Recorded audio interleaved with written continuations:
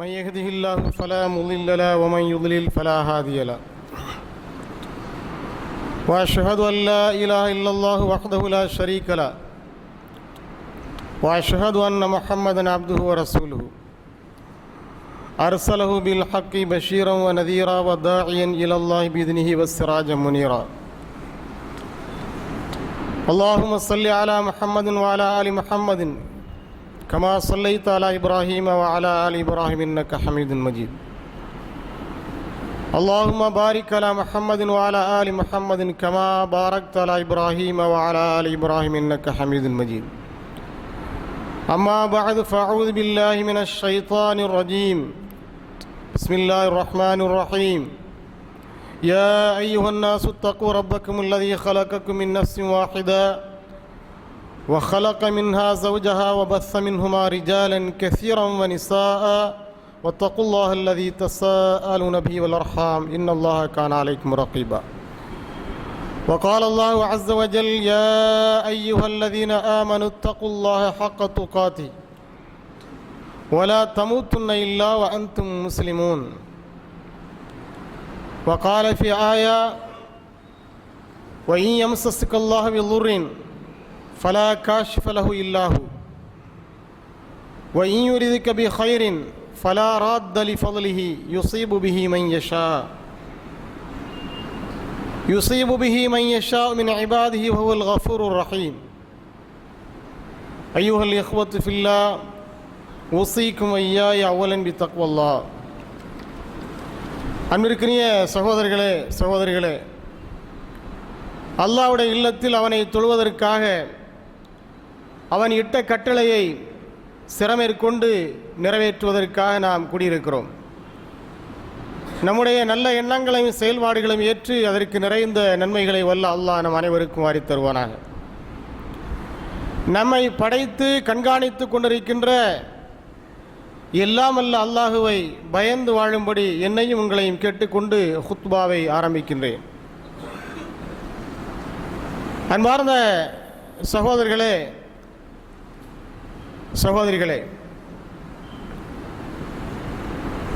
மனிதன் எவ்வாறு படைக்கப்பட்டிருக்கிறான், அவனுடைய படைப்பின் அமைப்பு எப்படி இறைவனால் அமைக்கப்பட்டிருக்கிறது என்பது நாம் எல்லோரும் அறிந்த ஒன்றுதான். இதில் அடிப்படையாக நாம் கவனிக்க வேண்டிய ஒரு முக்கியமான விஷயம் என்னவென்று சொன்னால்,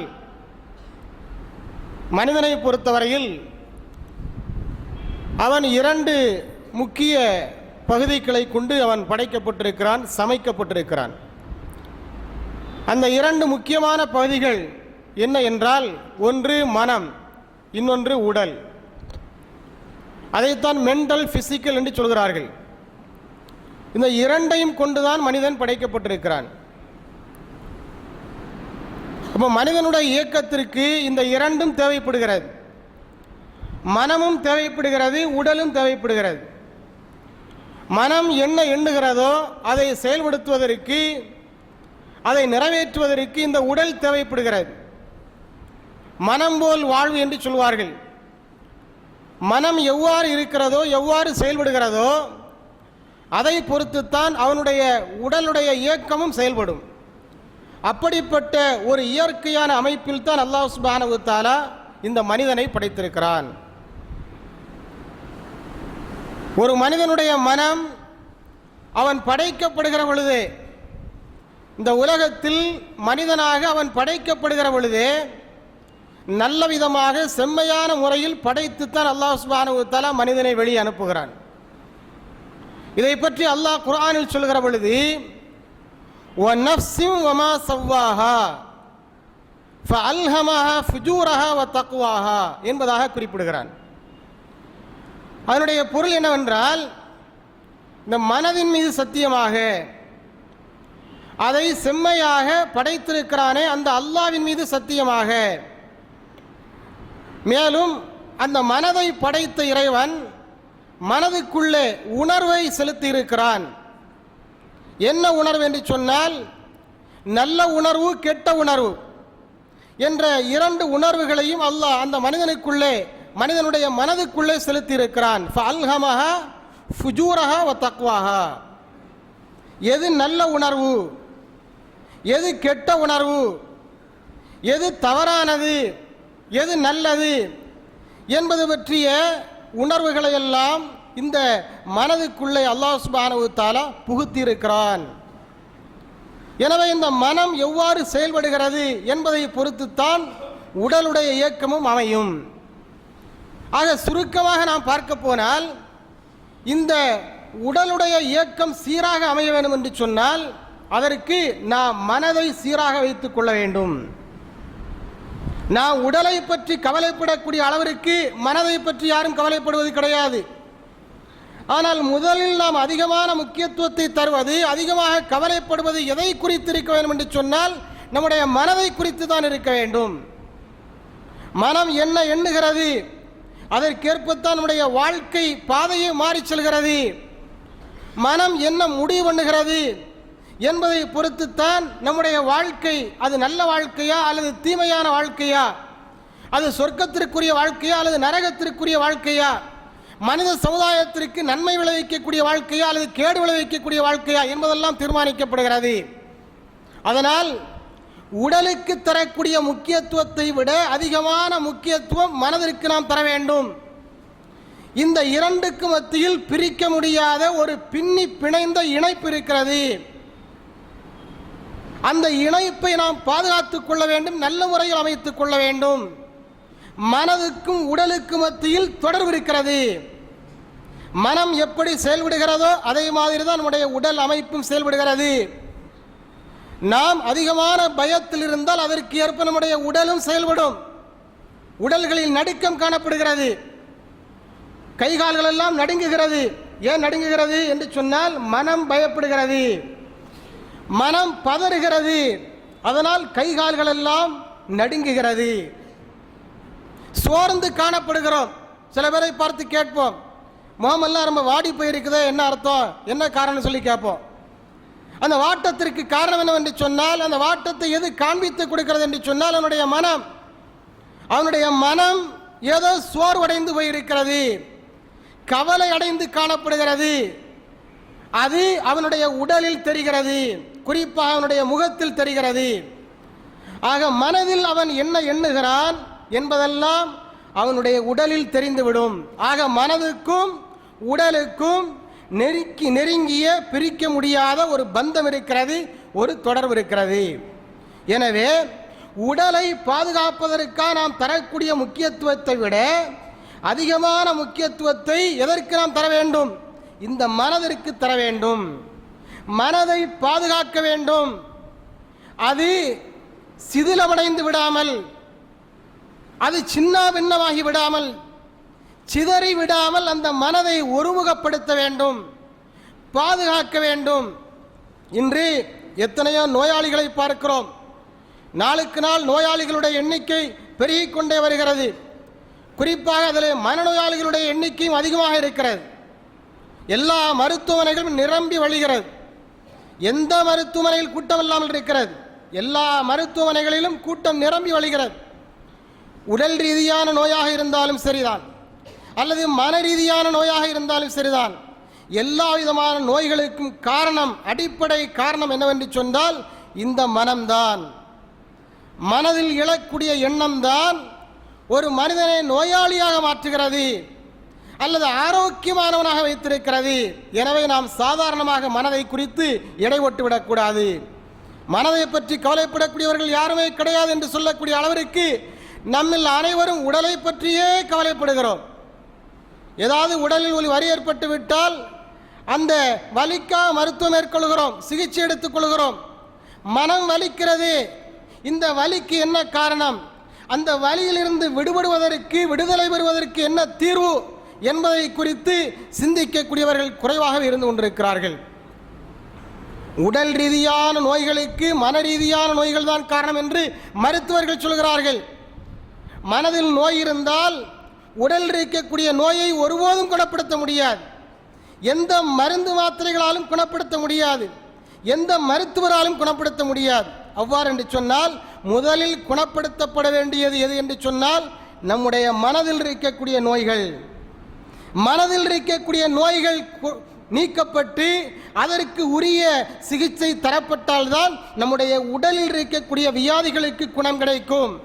அது தானாக மறைந்து போய்விடும். இன்று எத்தனையோ விதமான நோயாளிகள் இருக்கிறார்கள். எல்லா விதமான நோய்களுக்கும் மருத்துவர்கள் சொல்லக்கூடிய பொதுவான காரணம், சில பேர் சொல்லுவார்கள், என்னால் சரியாக சாப்பிட முடியறதில்லை டாக்டர் அப்படிம்பாங்க. மருத்துவர்கிட்ட வந்து சொல்லுவாங்க, எப்படிப்பட்ட ருசியான உணவாக இருந்தாலும் சரிதான், அந்த சாப்பாட்டுக்கு முன்னால் போய் உட்கார்ந்தாலும் எனக்கு சாப்பிட மனவர மாட்டேங்குது அப்படின்னு சொல்லுவார். இதற்கு என்ன காரணம்? மனதில் ஏதோ பிரச்சனை இருக்கிறது. அவரும் எல்லா விதமான பரிசோதனைகளும் எடுத்து பார்ப்பார். அந்த நோயாளுடைய திருப்திக்காக டாக்டர் முதலே சொல்லிடுவார், உங்களுக்கு உடம்புல ஒரு பிரச்சனையும் கிடையாது, ஒரு வியாதியும் கிடையாது என்று சொல்லிவிடுவார்.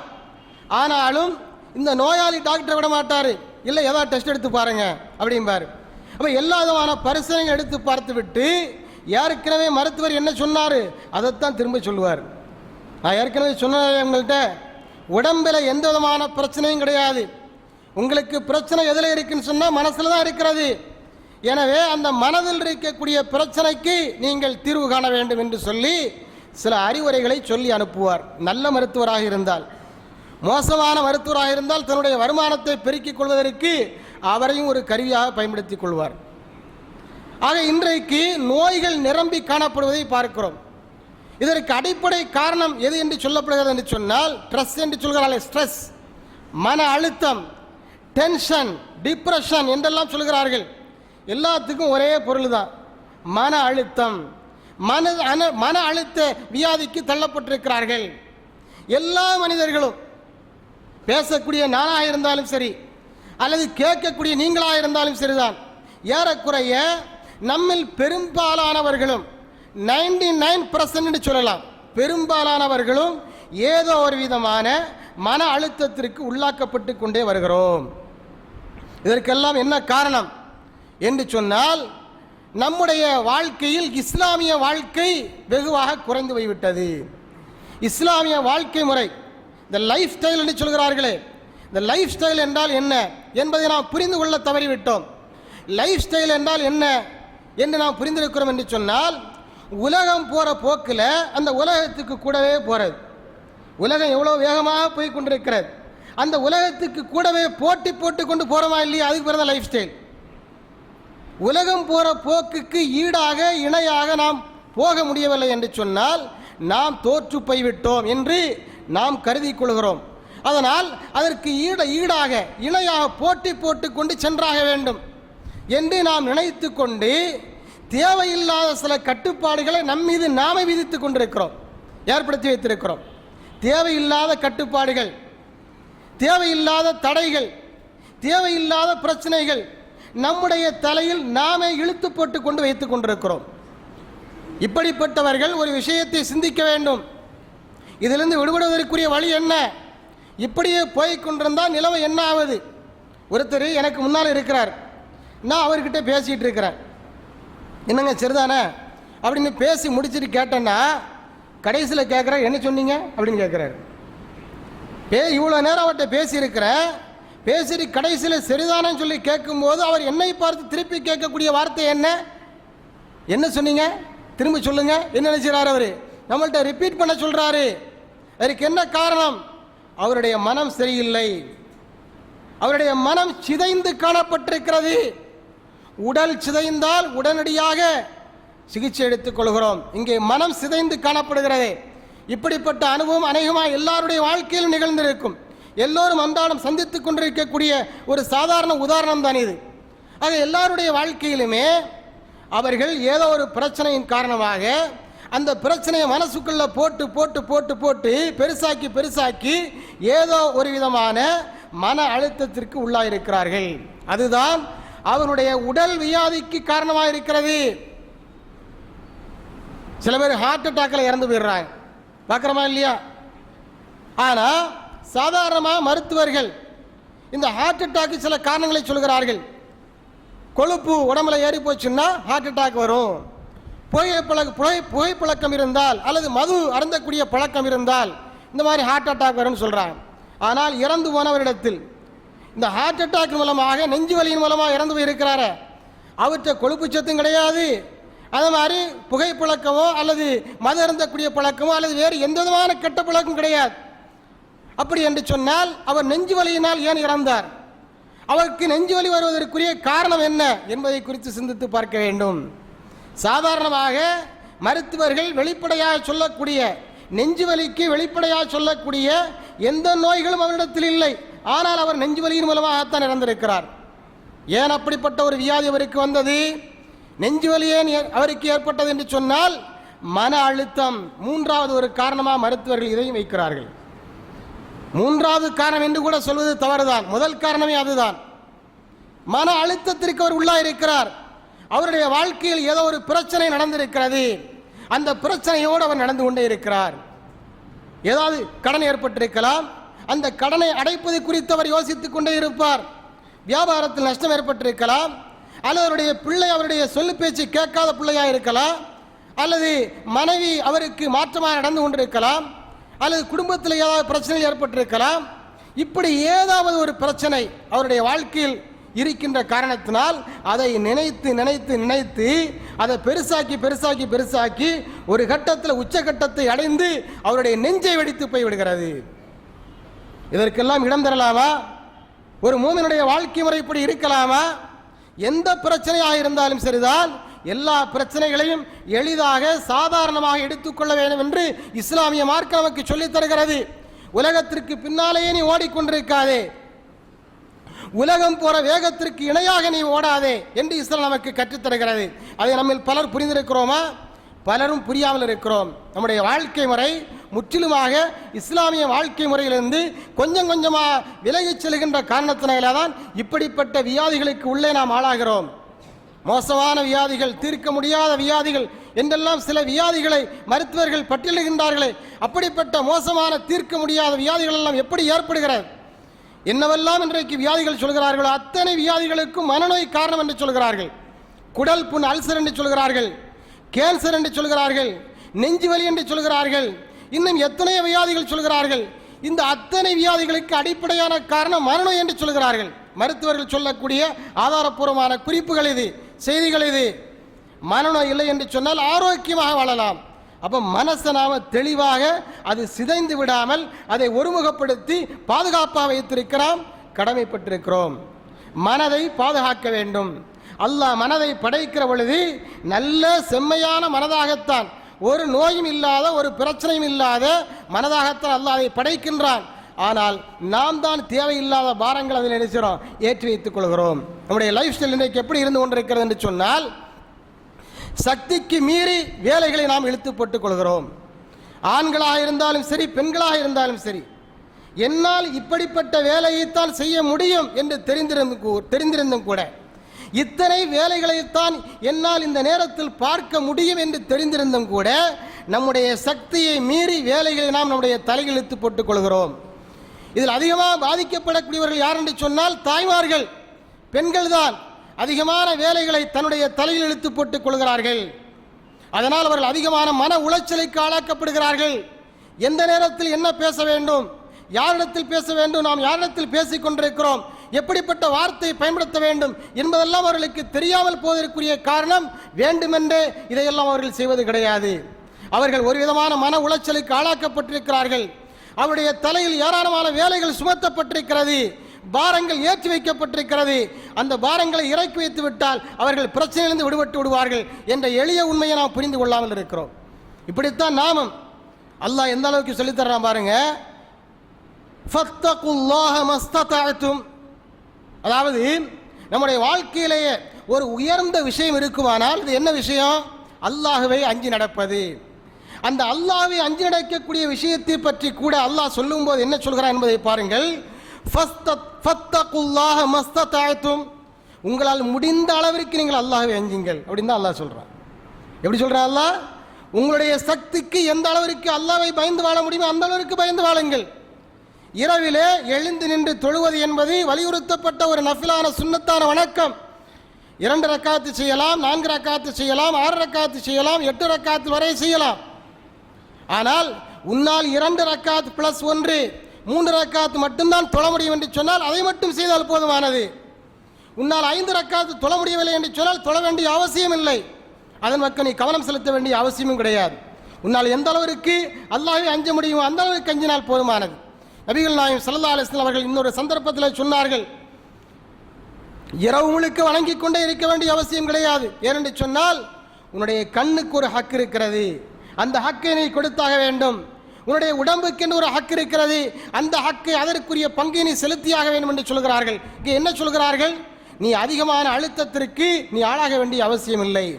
கூடுதலான சுமைகளை வழிபாடுகளாக இருந்தாலும் சரிதான், வணக்க வழிபாடுகளாக இருந்தாலும் சரிதான், அது அல்லாஹ்வை திருப்திப்படுத்துவதற்காக செய்யப்படக்கூடிய வழிபாடுகள் என்ற காரணத்தினால் அதை கூட, அந்த பாரத்தை கூட நாம் அதிகமாக ஏற்றி வைத்துக் கொள்ள வேண்டிய அவசியம் கிடையாது. நம்முடைய சக்திக்குட்பட்டு நாம் செய்தாலே போதுமானது. அப்படி சக்திக்குட்பட்டு செய்யக்கூடிய அளவில் தான் இந்த இபாதத்துகளை அல்லாஹ் சுப்ஹானஹு வ தஆலா அமைத்து தந்திருக்கிறான். அப்போ மிக உயர்ந்த விஷயமாக இருக்கக்கூடிய இபாதத்து விஷயத்திலே அல்லாஹ் என்ன சொல்கிறான்? உங்களால் உங்களுடைய சக்திக்கு எவ்வளவு அல்லாஹ்வை அஞ்ச முடியுமோ அந்த அளவிற்கு நீங்கள் அஞ்சுங்கள் என்று சொல்கிற பொழுது, மற்ற விஷயத்தில் நாம் ஏன் அதிகமான ரிஸ்க் எடுக்கணும், அதிகமான கவலைப்பட வேண்டும், அதிகமாக பிரயத்தனம் எடுக்க வேண்டும் என்பதை சிந்தித்து பார்க்க வேண்டும். அப்போ நம்மில் பெரும்பாலானவர்கள் செய்யக்கூடிய தவறு என்னவென்று சொன்னால், எல்லா வேலைகளையும், அதாவது நம்மால் முடியாத வேலைகளையும் நாம் என்ன செய்கிறோம், நம்முடைய தலையில் இழுத்து போட்டு வைத்துக் கொள்கிறோம். இரண்டாவது விஷயம் என்னென்று சொன்னால், இந்த எல்லா வேலைகளையும் கூட ஒவ்வொன்றா சீரமாக கிடையாது. எல்லா வேலையும் கொஞ்சம் கேப் விட்டு ஒரு வேலையை செய்கிறோம், அப்புறம் கொஞ்சம் ஓய்வு எடுக்கிறோம், அப்புறம் இன்னொரு வேலையை செய்கிறோம், கொஞ்சம் ஓய்வு எடுக்கிறோம், இன்னொரு வேலையை செய்கிறோம். இது அறிவார்ந்த செயல், இது ஆரோக்கியமான நடவடிக்கை. ஆனால் நம்முடைய நிலைமை எப்படி இருக்கிறது என்று சொன்னால், ஒரே பல்வேறு வேலைகளை ஒரே நேரத்தில் செய்து முடித்தாக வேண்டும் என்று நாம் நினைக்கிறோம். நம்ம பலரும் அப்படித்தான் நினைக்கிறோம். எத்தனை வேலை, 10 வேலைகள் இருந்தால் 10 வேலைகளையும் ஒரே நாளில் செய்து முடிச்சிடணும், ஒரே நாளையில் விடாமல் தொடர்ச்சியாக செய்து முடிச்சுன்னு நினைக்கிறோம். அது நம்முடைய மன உளைச்சலுக்கு காரணமாகிறது. சக்தியை மீறிய செயல் அது. அப்படி செய்ய முடியாது. மனசு என்ன கல்லாது அல்லது மரமா மண்ணாது? மனம் என்பது நம்மால் பார்க்க முடியாதது, ஆனால் உணர முடியும். அது பட்டு துணி இருக்கிறது, அதை விட மென்மையானது. அதை நாம் பாதுகாக்க வேண்டும். அதை உடலுக்கு தரக்கூடிய முக்கியத்துவத்தை விட கூடுதலான முக்கியத்துவத்தை தந்து அந்த மனதை நாம் பாதுகாக்க கடமைப்பட்டிருக்கிறோம். மனது தெம்பாக இருந்தால், மனது ஆரோக்கியமாக இருந்தால்தான் நாம் ஆரோக்கியமாக இயங்க முடியும் என்ற அடிப்படை உண்மையை நாம் புரிந்து கொள்ள தவறிவிடுகிறோம் சகோதரிகளே. எனவே பல்வேறு பணிகள் சுமத்தப்பட்டிருக்கிற பொழுது நாம் அதை ஒவ்வொன்றாகத்தான் செய்ய வேண்டும். ஒரே நேரத்தில் எல்லா வேலையும் நினைச்சக்கூடாது, இழுத்து போட்டு செய்யக்கூடாது. அது சக்தியை மீறிய செயல். லா யுகல்லிஃபுல்லாஹு நஃப்ஸன் இல்லா உஸ்ஸாஹா. அல்லாஹ் சுப்ஹானஹு வ தஆலா குர்ஆனில் என்ன சொல்றான்? எந்த ஆன்மாவையும் அல்லாஹ் அதனுடைய சக்தியை மீறி கட்டாயப்படுத்துவதில்லை. எந்த ஆன்மாவையும், அது அல்லாஹ்வுக்கு இபாதத்து செய்யக்கூடிய விஷயங்களாக இருந்தாலும் சரிதான், அல்லது மற்ற விஷயங்களாக இருந்தாலும் சரிதான், எந்த ஆன்மாவையும் அல்லாஹ் அதனுடைய சக்தியை மீறி கட்டாயப்படுத்துவதில்லை, வற்புறுத்துவதில்லை. அப்படி இருக்கிற பொழுது அந்த அளவிற்கு தாராளமாக அல்லாஹ் நம் விஷயத்தில் நடந்து கொள்கிற பொழுது நாம் ஏன் இந்த அளவிற்கு பிரயத்தனங்கள் எடுக்க வேண்டும், கஷ்டப்பட வேண்டும் என்பதை சிந்தித்து பார்க்க வேண்டும். அடுத்ததாக நாம் சில திட்டங்கள் தீட்டுகிறோம். நம்முடைய வாழ்க்கை எப்படி இருக்கிறது என்று சொன்னால், திட்டத்தின் அடிப்படையில் தான் இயங்கிக் கொண்டிருக்கிறார். திட்டமிட்ட வாழ்க்கை தான் நல்ல வாழ்க்கை. திட்டமிட்டு வாழ்க்கை நடத்த வேண்டும். ஆனால் அந்த திட்டங்களை ஒரே நேரத்தில் போட்டுவிடக்கூடாது. ஒரே நேரத்தில் எல்லா திட்டத்தையும் போடுறது, அப்படி செய்யக்கூடாது. அதாவது குடும்ப பிரச்சனையாக இருந்தாலும் சரிதான், அல்லது பிள்ளைகளுடைய படிப்பு பிரச்சனையாக இருந்தாலும் சரிதான், அல்லது வியாபார சம்பந்தப்பட்ட விஷயமாக இருந்தாலும் சரிதான், எந்த விஷயமாக இருந்தாலும் சரி, எந்த பணியாக இருந்தாலும் சரி, ஒவ்வொன்றாகத்தான் திட்டம் போட வேண்டும். முதலில் ஒரே ஒரு விஷயத்திற்கு திட்டமிட வேண்டும். அது நம்முடைய வியாபாரம் சம்பந்தப்பட்ட விஷயமாக இருக்கட்டும், அதற்கு முதலில் திட்டமிட வேண்டும். அல்லது நம்முடைய பிள்ளைகளுடைய படிப்பு சம்பந்தப்பட்ட விஷயமாக இருக்கட்டும், முதல்ல அதுக்கு மாத்திரம் திட்டம் போட வேண்டும். அல்லது நம்முடைய குடும்ப சம்பந்தப்பட்ட விஷயமாக இருக்கலாம், அதாவது திருமணம் செய்வது போன்ற விஷயங்கள், அதற்கு முதல்ல திட்டம் போட வேண்டும். எல்லா திட்டங்களையும் ஒரே நேரத்தில் வகுக்கக்கூடாது. ஒவ்வொரு திட்டமாக வகுத்து அதை நிறைவேற்ற வேண்டும். இதுவும் நம்முடைய மனம் சுமையேற்றப்படாமல் சுகமாக இருப்பதற்கு ஒரு காரணமாக இருக்கிறது என்பதை புரிந்து கொள்ள வேண்டும். அடுத்ததாக முக்கியமான ஒரு காரணம் என்னென்று சொன்னால், எதிர்பார்ப்புகளை குறைத்து கொள்ள வேண்டும். இதன் மூலமாக ஏமாற்றங்களை தவிர்த்து கொள்ளலாம். நம்ம பல பேர் இங்கேதான் தோற்று போய் விடுகிறோம். நம்முடைய இலட்சியங்களை, நம்முடைய இலக்குகளை, நம்முடைய எதிர்பார்ப்புகளை பெருசாக வச்சிருக்கிறோம். அப்படி பெருசா வச்சு நம்முடைய சக்தியை மீறி நாம் உழைக்கிறோம், நேரத்தை செலவு பண்றோம். ஆனால் எதிர்பார்த்தது நடைபெறாத போது நாம் தோற்று போய் விடுகிறோம், உடைந்து போய் விடுகிறது, மனம் சிதறி சின்ன பின்னமாகி விடுகிறது. நான் அப்படி நினைச்சிருந்தேனே, இப்படி நினைச்சிருந்தேனே, நான் அப்படி செய்தேனே, இப்படி செய்தேனே என்றெல்லாம் பேசுவது ஒரு மூமினுக்கு அழகே கிடையாது. எல்லாவற்றுக்கு மேலாக அல்லாஹ் ஒருவன் இருக்கிறான். அவன்தான் திட்டங்களுக்கெல்லாம் மேலான திட்டம் வகிக்கக்கூடியவன் என்ற அந்த நம்பிக்கை என்னிடத்தில் வேண்டும். நாம் என்னதான் ஆசைப்பட்டாலும், என்னதான் கனவுகளை, லட்சியங்களை, இலக்குகளை பெருசா வச்சாலும் அதையெல்லாம் நிறைவேற்றி தரக்கூடிய யாரு? நம்மை படைத்த ரப்புல் ஆலமீன் அல்லாஹ் சுப்ஹானஹு வ தஆலா தான். அவனுடைய கையில் தான் இருக்கிறது. இறுதி முடிவெடுக்கக்கூடிய அதிகாரம் அவனுடைய கையில் தான் இருக்கிறது என்ற நம்பிக்கை நம்முடைய ஆழ் மனதில் பதியப்பட வேண்டும். அல்லாஹ் சுப்ஹானஹு வ தஆலா குர்ஆன்ல சொல்ற பாருங்க, அதாவது நீங்கள் உங்களுடைய வாழ்க்கையில் ஏற்படக்கூடிய நன்மையாக இருந்தாலும் சரி, தீமையாக இருந்தாலும் சரி, அதற்கு எல்லாம் காரணம் அல்லாஹ் தான்.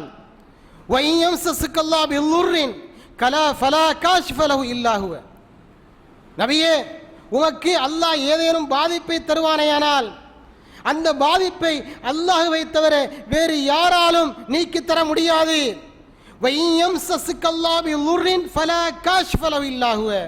எவ்வளவு அழுத்தமான வரிகள், ஆணித்தரமான வரிகள், சிந்தித்து பார்க்க வேண்டும். இந்த ஆயத்தினுடைய மனதில் இருக்கிறதா? நாம் நினைத்ததை நடத்தி முடிக்க வேண்டும் என்று நாம் நினைக்கின்றோம். அதை ஒரு பெரிய சாதனையாக நினைக்கின்றோம்.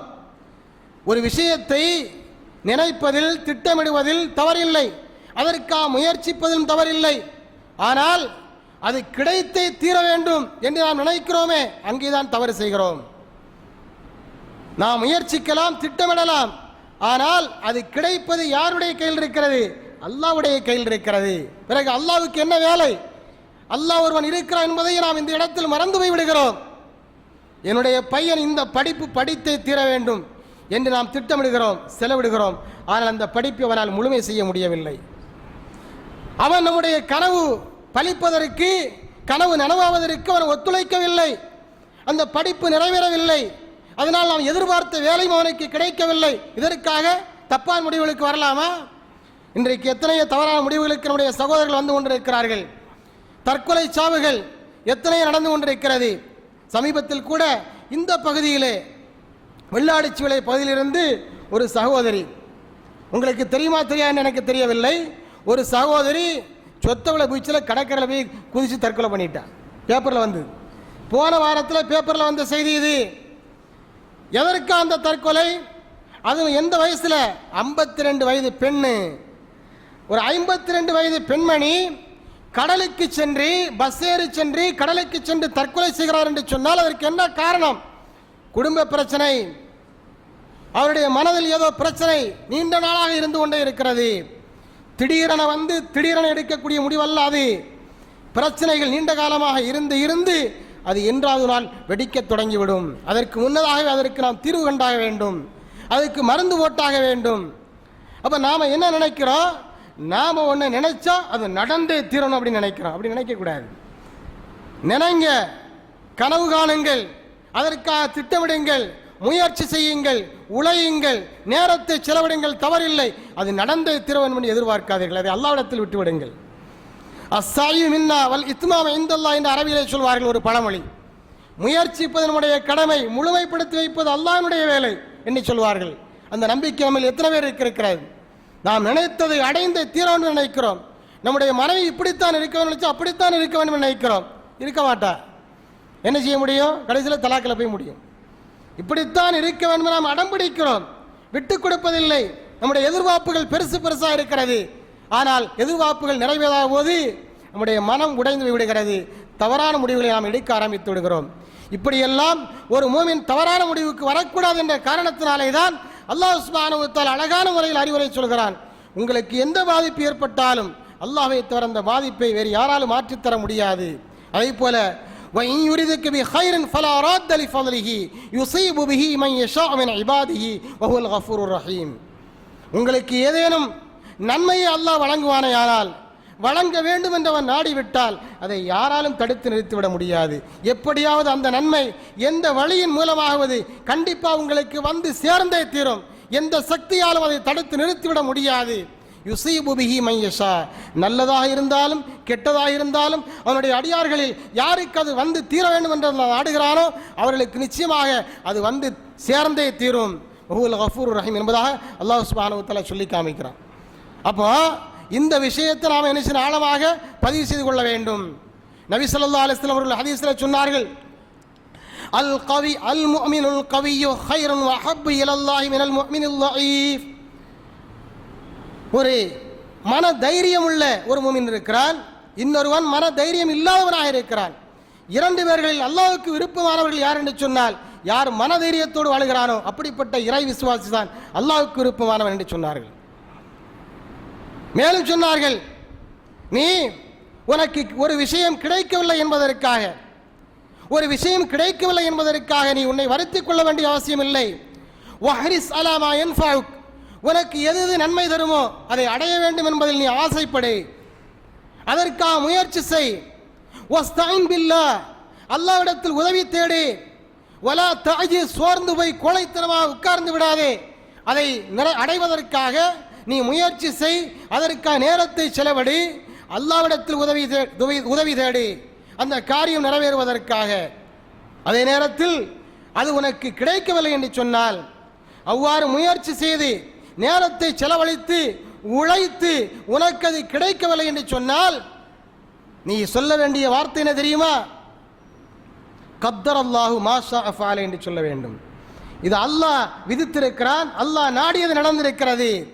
அல்லாமல் எப்படி சொல்ல கூடாது, ஐயோ நான் அப்படி செஞ்சேனா இப்படி செஞ்சேனா, அப்படி உழைச்சனா இப்படி உழைச்சனா, அப்படி பாடுபட்டன, அவனை பார்த்தன இவனை பார்த்தன, அங்கே போனன இங்கே போனன, இந்த மாதிரிப்பட்ட புலம்பல் எல்லாம் செய்யக்கூடாது. அப்படி புலம்போது ஷைத்தானுடைய வேலை என்று ஸல்லல்லாஹு அலைஹி வஸல்லம் அவர்கள் கண்டித்திருக்கிறார்கள். நம்மை மீறி ஒன்று நடக்கிற பொழுது நாம் என்ன சொல்ல வேண்டும்? இது அல்லாஹ் நாடியது. கத்தர் அல்லாஹு மா ஷா ஃபஅல, அல்லாஹ் விதித்திருக்கிறான். நான் ஒன்றை நினைத்தேன், ஆனால் அல்லாஹ் இன்னொன்றை நினைத்திருக்கிறான்.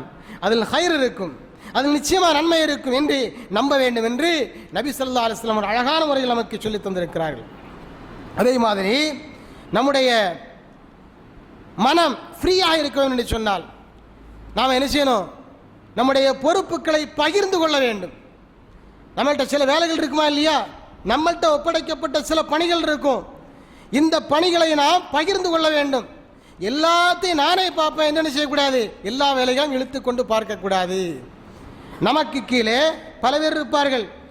அது நம்முடைய குடும்ப உறுப்பினர்களாக இருக்கலாம், அல்லது நம்முடைய நண்பர்களாக இருக்கலாம், அல்லது நமக்கு பழக்கமானவர்களாக பரிச்சயமானவர்களாக இருக்கலாம். அவரிடத்தில் அந்த பொறுப்புகளை பகிர்ந்து கொள்ள வேண்டும். எல்லாவற்றையும் நாமே செய்யக்கூடாது. ரசூலுல்லாஹ் அழகாக சொன்னார்கள், குல்லுக்கும் ராயின் வ குல்லுக்கும் மஸ்ஊலுன் ரஅய்யத்தி என்று சொன்னார்கள். உங்களில் அனைவருமே பொறுப்புள்ளவர்கள். பொறுப்பு என்பது ஒரு குறிப்பிட்ட மனிதனிடம் மட்டும் ஒப்படைக்கப்படவில்லை. பொறுப்புகள் பரவலாக்கப்பட வேண்டும். நானே எல்லாவற்றையும் செய்வேன், நானே எல்லாவற்றையும் நிர்வகிப்பேன் என்று சொல்லிக்கொண்டு எல்லாவற்றையும் நாமே நடத்தி கொண்டிருந்தால் தேவையில்லாமல் பிரச்சனைகளை நாம் சந்திக்க வேண்டிய நிலைமை ஏற்படும். அப்போ அந்த மாதிரிப்பட்ட பிரச்சனைகளிலிருந்து விடுபடுவதற்கு நாம் என்ன செய்ய வேண்டும் என்று சொன்னால் பொறுப்புகளை பகிர்ந்து கொள்ள வேண்டும். நம்முடைய மனைவிடத்தில் ஏதேனும் நம்மிடத்தில் ஒப்படைக்கப்பட்டிருக்கக்கூடிய பொறுப்புகளில் சில பொறுப்புகளை சில வேலைகளை நம்முடைய மனைவிடத்தில் ஒப்படைக்க முடிந்தால் அந்த மனைவின் மூலமாக அந்த வேலையை வாங்க வேண்டும். அல்லது நம்மிடத்தில் படிக்கக்கூடிய மாணவர்களோ மாணவிகளோ இருந்தால் அவர்களின் மூலமாக அந்த வேலைகளை வாங்கலாம். நண்பர்கள் இருந்தால் அவங்கள்ட்ட அன்பாக பேசி அந்த வேலைகள் வாங்கலாம். ஆனால் நாம் என்ன நினைக்கிறோம்? நாம செய்கிறத தவிர வேறு யார் செய்தால் நமக்கு அதில் திருப்தி வர்றது கிடையாது. நமக்கு அதில் திருப்தி வர்றது கிடையாது. ஆனால் ஒரு விஷயம் புரிந்து கொள்ள வேண்டும், நாம் செய்தால் கூட அது முழுசாக நிறைவேற நினைக்கிறீங்களா? நிச்சயமாக நிறைவேறாது. எல்லா பொறுப்புகளையும் இழுத்து போட்டுக்கொண்டு எல்லா வேலைகளும் நானே கவனிப்பேன் என்று சொல்லி நாம் கவனித்தாலும் அந்த வேலையில் என்ன செய்யாது? திருத்தம் இருக்காது, அதில் நமக்கு திருப்தி ஏற்படாது. எனவே நம்முடைய வேலைகளை நாம் என்ன செய்யணும், பகிர்ந்து கொள்ள வேண்டும். இது மனசு ரிலாக்ஸாக இருக்கிறதுக்கு ஒரு காரணம். இன்னொரு விஷயம் என்னன்னு சொன்னா, எப்போதும் நான் ஓய்வாக சும்மா இருக்கவே கூடாது. சும்மா இருக்கிறார் வந்து அது உறங்குறதா தான் இருக்கணும், வேற சும்மா இருந்துட்டு இருக்கக்கூடாது. ஏன்னா சும்மா இருந்தாலே சைத்தான் வந்துடுவான், சும்மா இருந்தாலே சைத்தான் வந்துடுவான். இங்கே சும்மா இருக்கக்கூடியவர்கள் நிறைய பேர் இருக்கிறார்கள். இந்த சும்மா இருக்கக்கூடியவர்கள் என்ன பண்ணுறாங்கன்னு பாருங்க. பம்பளப்பது, வீணான பேச்சுக்கள் பேசுவது, தேவையற்ற பேச்சுக்கள் பேசுவது, புறம் பேசுவது, இப்படிப்பட்ட அனாவசியமான பேச்சுக்களில் தான் தங்களுடைய நேரத்தை சும்மா இருப்பவர்கள் கழித்து கொண்டிருப்பார்கள். அப்போ சும்மா இருந்தால் என்ன செய்வான், சைத்தான் வந்துடுவான். அப்போ அதனால் என்ன செய்யுது, மனசில் பிரச்சனை ஏற்படும். அதனால் சும்மா இருக்கக்கூடாது. யாரோடும் பேசாமல் இருந்தாலும் கூட தனியாக கூட சும்மா இருக்கக்கூடாது. ரசூலுல்லாஹி ஸல்லல்லாஹு அலைஹி வஸல்லம் அவர்கள் எப்படிப்பட்ட பொறுப்புகளை எல்லாம் நிர்வகித்தார்கள். அவர்கள் ஒரு தலைவராக இருந்து, ஒரு இராணுவ தளபதியாக இருந்து, ஒரு ஆட்சியாளராக இருந்து தன்னுடைய நபித்தோழர்களை, நாட்டு மக்களை எப்படியெல்லாம் நிர்வகிக்கக்கூடிய மிகப்பெரிய பொறுப்பை வகித்திருந்தார்கள். அப்படிப்பட்ட மிகப்பெரிய பொறுப்பை வகித்த நபி ஸல்லல்லாஹு அலைஹி வஸல்லம் அவர்கள் தன்னுடைய வீட்டுக்கு வந்தால் சும்மா இருக்க மாட்டார்கள், சின்ன சின்ன வேலைகளை செய்வார்கள். எனவே சும்மா இருக்கக்கூடிய நேரத்தில் சின்ன சின்ன வேலைகளை செய்ய வேண்டும். நம்ம சும்மா பேசாமல் உட்கார்ந்து இருந்தால் கூட மனசில் நினைச்சு பலவிதமாக சிந்திக்க ஆரம்பித்து விடும். ரசூலுல்லாஹி ஸல்லல்லாஹு அலைஹி வஸல்லம் என்ன செய்வார்கள் என்று சொன்னால், தன்னுடைய மனைவிக்கு ஒத்தாசையாக இருப்பார்கள். வீட்டு வேலைகள் செய்வதற்கு வீட்டை பெருக்கி சுத்தம் செய்வார்கள். செருப்பு பிஞ்சிருந்துச்சுன்னா அதை தைப்பார்கள். ஆடைகள் கிழிந்திருந்தால் அதுக்கு ஒட்டு போடுவார்கள். இப்படி தன்னுடைய மனைவியோடு அவர்கள் பணிகளில் ஒத்தாசை செய்யக்கூடியவர்களாக, அந்த சின்ன சின்ன வேலைகளை கவனிக்கக்கூடியவர்களாக இருந்திருக்கிறார்கள் என்பதை அறிய முடிகிறது. நம்முடைய வீட்டிலும் எத்தனையோ சின்ன சின்ன வேலைகள் இருக்கும். அந்த வேலைகளை நாமே செய்ய வேண்டும். துணிகள் துவைக்கலாம், அதை தேய்க்கலாம், அதை மடித்து வைக்கலாம், காய போட்டிருப்பாங்க. நம்முடைய மனைவிமார்கள் துணியை துவைச்சு காய போட்டிருப்பாங்க. அதை மடிக்கிறது பெரிய விஷயம். ஒவ்வொன்றா எடுத்து மடிச்சுட்டே இருப்பாங்க. பல மணி நேரங்களாகவும் கூட சேர்ந்து நம்ம என்ன செய்யலாம், அந்த வேலைகளை செய்யலாம். அப்போ நமக்கு மனசு என்ன ஃப்ரீ ஆயிரும். வேற அந்த விஷயம் நம்முடைய மனசு என்ன செய்யாது, ஒட்டாது. இப்படிப்பட்ட ஒரு அருமையான நடைமுறையை நபி ஸல்லல்லாஹு அலைஹி வஸல்லம் நமக்கு காண்பி வந்திருக்கிறார்கள். அதே போல சொந்தங்களுடன் உரையாட வேண்டும். சொந்த பந்தங்கள் இருக்குதா இல்லையா, அவங்கள்ட்ட பேச வேண்டும். அதனால தான் நபி ஸல்லல்லாஹு அலைஹி வஸல்லம் சொன்னார்கள், சொந்தங்களை பகைத்துக் கொள்ளாதீர்கள். சொந்தங்களை ஒருவன் பகைத்துக் கொண்டால் அவனுடைய ஆயுளில் பரக்கத்து குறைந்து விடும் என்று சொன்னார்கள். உடைய ரிஸ்கில் பரக்கத்து வேண்டும் என்று சொன்னால், ஆயுளில் பரக்கத்து வேண்டும் என்று சொன்னால் சொந்த பந்தங்களோடு உரையாடுங்கள் என்று சொன்னார்கள்.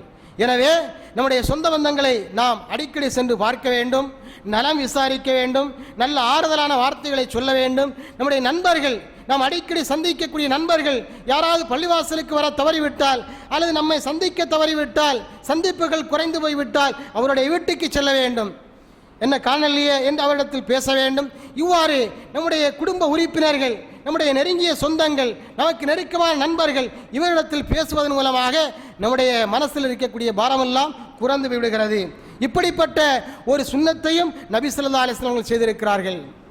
யாராவது ஒரு நபித்தோழர், வழக்கமாக வரக்கூடிய ஒரு நபித்தோழர் பள்ளிவாசலுக்கு வரவில்லை என்று சொன்னால் அவரை பற்றி விசாரிப்பார்கள்.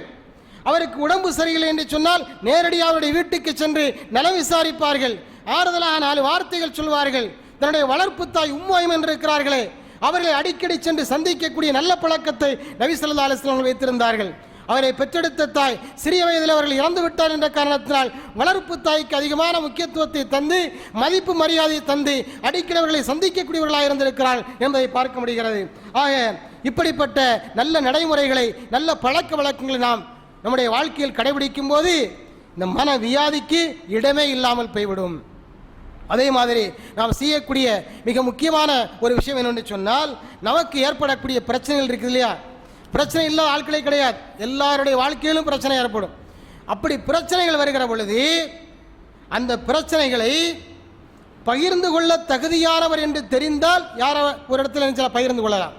அது நம்முடைய மனைவியாக இருக்கலாம், அல்லது நண்பராக இருக்கலாம், அல்லது சொந்தங்களாக இருக்கலாம். இவர் பகிர்ந்து கொள்ள தகுதியானவர். இவரிடத்தில் இதை பற்றி பேசினா நமக்கு ஆறுதல் கிடைக்கும் என்ற நம்பிக்கை இருந்தால் அவரிடத்தில் பகிர்ந்து கொள்ளலாம்.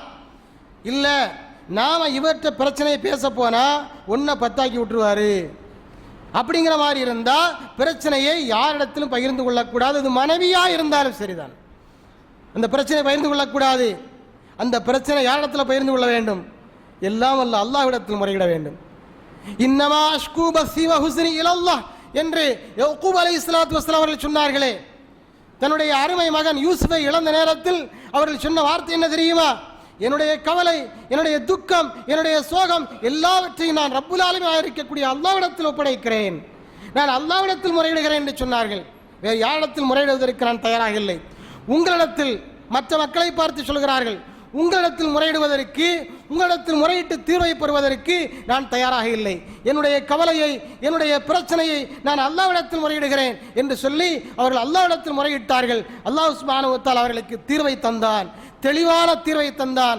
பிரச்சனைகள் இருந்து அவர்கள் விடுபட்டார்கள். இழந்த யூசுப் அவர்கள் மீண்டும் அடைந்தார்கள் என்பதை வரலாறு நமக்கு சொல்லிக் கொண்டிருக்கிறது. குர்ஆனுடைய வரலாறு நமக்கு சொல்லிக் கொண்டிருக்கிறது. எனவே இதை நாம் கவனத்தில் நிறுத்த வேண்டும். மேலும் எப்போதுமே நாம் அல்லாஹ்விடத்தில் அதிகமான ஒரு நெருக்கத்தை ஏற்படுத்தி வைத்திருக்க வேண்டும்.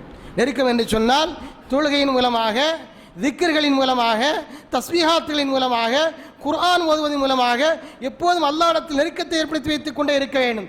குர்ஆனை பற்றி அல்லாஹ் சொல்லும்போது ஷிஃபாஉல் லிமா ஃபி ஸுதூர், உள்ளங்களுக்கு அது அதில் மருந்து இருக்கிறது, நிவாரணம் இருக்கிறது என்று அல்லாஹ் சுப்ஹானஹு வ தஆலா சொல்லி காமிக்கிறான். குர்ஆனை பற்றி சொல்லும்போது உங்களுடைய உள்ளத்தில் ஏற்பட்டிருக்கக்கூடிய வியாதிக்கு, மனநோய்க்கு மருந்து என்று அல்லாஹ் எதை சொல்கிறான்? குர்ஆனை சொல்கிறான். குர்ஆனை அதிகமாக ஓத வேண்டும். இன்றைக்கு மனநோயால் பாதிக்கப்பட்டிருக்கக்கூடியவர்கள் அதிகமாக பிரச்சனையை சந்திப்பது வேண்டும் என்று சொன்னால் இரத்த கொதிப்பு அவர்களுக்கு வந்து விடுகிறது, பிளட் பிரஷர் வந்து விடுகிறது, அவர்களுக்கு கோபம் அதிகமாக வந்து விடுகிறது. கோபம் அதிகமாக வந்தால் மருத்துவர்கள் அவர்களுக்கு சொல்லக்கூடிய ஆலோசனை தெரியுமா? அப்படி உங்களுக்கு கோபம் வந்து சொன்னா 1 2 3 4 5 எண்ணுங்க அப்படின்றான். கோபம் அதிகம் வந்தால் என்ன செய்யணுமா? அந்த கோபத்தை தணிப்பதற்கு, கோபத்தை குறைப்பதற்கு 1 2 3 எண்ணணுமா? அதைத்தான் இஸ்லாம் சொல்ல தஸ்பீஹ் அப்படின்னு சொல்லி இஸ்லாம். சுப்ஹானல்லாஹ் சுப்ஹானல்லாஹ் சுப்ஹானல்லாஹ் சுப்ஹானல்லாஹ்னு சொல்லி எண்ணி தஸ்பீஹ் செய். 33 தடவை சொல்லி எண்ணி தஸ்பீஹ் செய். அல்ஹம்துலில்லாஹ் 33 தடவை சொல்லி எண்ணி தஸ்பீஹ் செய். கோபம் தணிந்து விடும், மன அழுத்தம் குறைந்து விடும், மனசு ரிலாக்ஸ் ஆகிவிடும், உனக்கு பிரச்சனை இருக்காது. என்ன அழகான தீர்வை இஸ்லாம் சொல்லி தந்திருக்கிறது. எனவே அல்லாஹ்விடத்தில் அதிகமான துஆவை நாம் வைத்துக் கொள்ள வேண்டும். குர்ஆனை ஓத வேண்டும், திக்ர்களை, தஸ்பீஹாத்துகளை செய்ய வேண்டும். இதை நாம் கடைபிடிக்க வேண்டும். அடுத்ததாக முக்கியமான விஷயம், இறுதி விஷயமாக நாம் கவனிக்க வேண்டிய விஷயம் என்னென்னு சொன்னால் பாவங்களை குறைத்துக் கொள்ள வேண்டும், தவறுகளை குறைத்துக் கொள்ள வேண்டும். நான் பாவங்களை குறைத்துக் கொள்கிற பொழுது நம்முடைய மனசு ரிலாக்ஸாக இருக்கும். அதாவது மனசாட்சி சொல்லுவாங்களா இல்லையா? இந்த மனசாட்சி உள்ள யாராக இருந்தாலும் சரிதான், அவர்கள் பாவம் செய்தால் அவருடைய மனசு உறுத்திக்கிட்டே இருக்கும், மனசு உறுத்திக்கிட்டே இருக்கும். பாவம் செய்யலைன்னா மனசு நினைச்சு ரிலாக்ஸ் ஆகிடும், அவ்வளவு. அப்போ பாவங்கள் செய்வதை தவிர்த்து கொள்ள வேண்டும். அல்லாஹ் குர்ஆன்ல சொல்றது பாருங்க, வமன் யத்தகில்லாஹ யஜஅல் லஹு மின் அம்ரிஹி யுஸ்ரா. யார் அல்லாஹ்வை பயந்து வாழுகிறார்களோ, பாவங்களை விட்டு விலகி அல்லாஹ்வை யார் பயந்து வாழுகிறார்களோ அவர்களுக்கு அல்லாஹ் பிரச்சனையை எளிதாக்கி தருகிறான். அல்லாஹ் பிரச்சனைகளிலிருந்து விடுபடக்கூடிய வழிமுறையை உருவாக்கி தருகிறான். எந்த பிரச்சனையாக இருந்தாலும் சரிதான், எல்லாத்தையும் அல்லாஹ் நினைச்சிருவான், லேசாக்கி விடுவான். ஆனால் நாம் செய்ய வேண்டியது என்ன? அல்லாஹ்வை அஞ்ச வேண்டும். இன்னொரு வசனத்தில் அல்லாஹ் சுப்ஹானஹு வ தஆலா சொல்கிறான், வமா அஸாபக்கும் மின் முஸீபத்தின், உங்களுக்கு எந்த சோதனைகள் வந்தாலும் ஃபபிமா கஸபத் ஐதீக்கும், அது நீங்கள் செய்த தவறின் காரணத்தினால் என்று சொல்கிறான். உனக்கு வாழ்க்கையில் ஒரு துன்பம் ஏற்படுகிறதா, சோதனை ஏற்படுகிறதா, மனதை பிழியக்கூடிய, வாட்டி அடிக்கக்கூடிய, கவலை தரக்கூடிய பிரச்சனை நிகழ்கிறதா, அதற்கு என்ன காரணம்? ஃபபிமா கஸபத் ஐதீக்கும், நீ செய்த பாவத்தின் சம்பளம் அது என்பதாக அல்லாஹ் சுப்ஹானஹு வ தஆலா சொல்லி காண்பிக்கிறான். எனவே நீங்கள் பாவங்கள் செய்வதை தவிர்த்துக் கொள்ளுங்கள், குறைத்துக் கொள்ளுங்கள், அல்லாஹ் உங்களுடைய பிரச்சனை இலகுவாக்குவான் என்று சொல்லி காண்பிக்கிறான். இதையெல்லாம் நாம் கவனத்தில் கொண்டு செயல்படுத்துவோமையானால் நிச்சயமாக மன நிம்மதியான ஒரு வாழ்க்கை அடைய முடியும். மன நிம்மதி என்பது பணத்தின் மூலமாக அடைய முடியாது, பதவியின் மூலமாக அடைய முடியாது, சொத்தின் மூலமாக அடைய முடியாது. இன்னும் சொல்ல போனால் இதையெல்லாம் வைத்திருக்கக்கூடியவர்கள் தான் அதிகமான மன உளைச்சலுக்கு ஆளாகி கொண்டிருக்கிறார்கள். இதை வைத்திருப்பவர்கள், அதிகமான பணம் வைத்திருப்பவர்கள், அதிகமான சொத்துக்கள் வைத்திருப்பவர்கள், அதிகமான சொகுசான வாழ்க்கை மேற்கொண்டு வாழ்ந்து கொண்டிருக்கிறார்களே, அவர்கள் தான் சாதாரண மனிதர்களை விட அதிகமான பிரச்சனைக்கு, மனப்பிரச்சனைக்கு உள்ளாகி கொண்டு வருகிறார்கள். எனவே இதுவெல்லாம் அதற்கு தீர்வல்ல. என்ன தீர்வென்று சொன்னால் இஸ்லாமிய வாழ்க்கை முறை.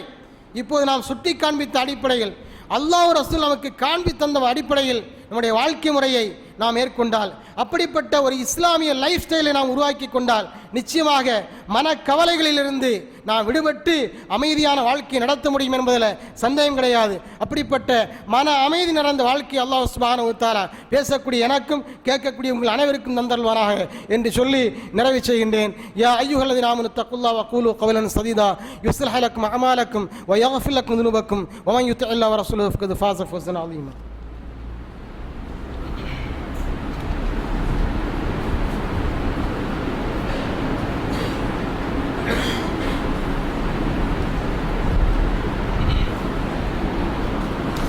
إن الحمد لله نحمده ونصلي على رسول الكريم أما بعد فقد قال الله عز وجل في القرآن الكريم وما آتاكم الرسول فخذوا ما نهاكم عنه فانتهوا. அன்பார்ந்த சகோதரர்களே, நபி ஸல்லல்லாஹு அலைஹி வஸல்லம் அவரிடத்தில் ஒரு கேள்வி கேட்கப்படுகிறது.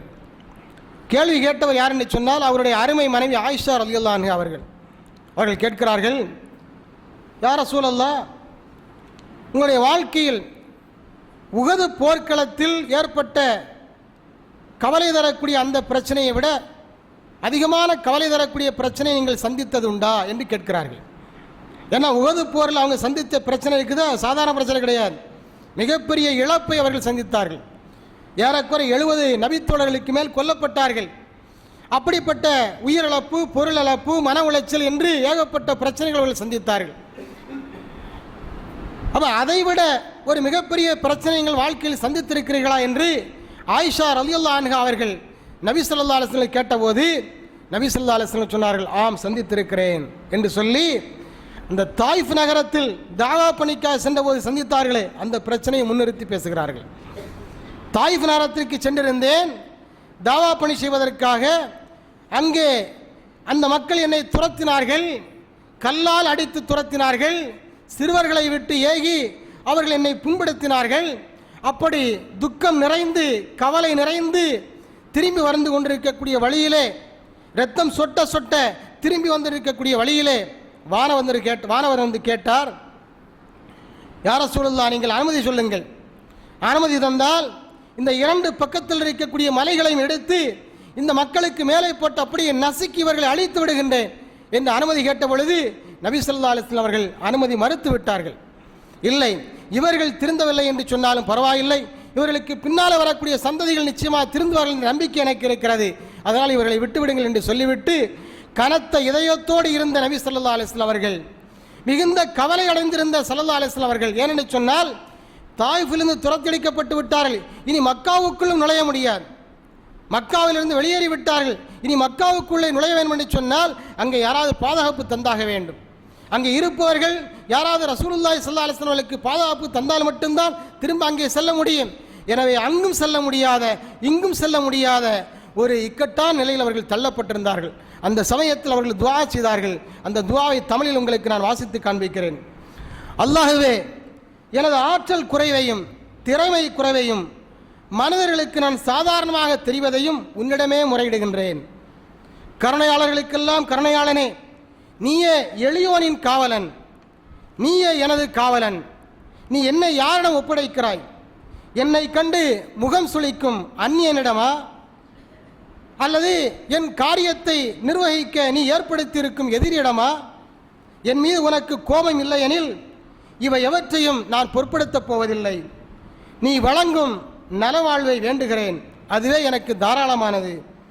உனது திருமுகத்தின் ஒளியினால் இருள்கள் பிரகாசம் அடைந்தன, இம்மை மறுமை காரியங்கள் சீரடைந்தன. அத்தகைய உனது திருமுகத்தின் ஒளியின் பொருட்டால் உன் கோபமும் அதிர்த்தியும் என் மீது இறங்குவதிலிருந்து பாதுகாவல் கோருகிறேன். அல்லாஹுவே, நீயே பொருத்தத்திற்குரியவன், நீ என்னை பொருந்திக் கொள்ளும் வரை உன் கோபத்திலிருந்து பாதுகாவல் தேடுகிறேன். அல்லாஹுவே, எந்த மாற்றமும் வலிமையும் உன் அருளின்றி அமைவதில்லை என்று ஒரு ஆழமான உருக்கமான துஆவை நபி ஸல்லல்லாஹு அலைஹி வஸல்லம் அவர்கள் செய்தார்கள்.